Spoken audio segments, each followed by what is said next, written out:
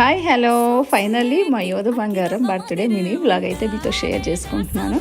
ఇంకా మార్నింగే లేసేసి రెడీ అయిపోయాడు. స్కూల్ ఉండింది కాబట్టి కొత్త డ్రెస్ వేసుకొని చాక్లెట్స్ అన్నీ తీసుకొని అయితే స్కూల్కి రెడీ అయిపోయాడు.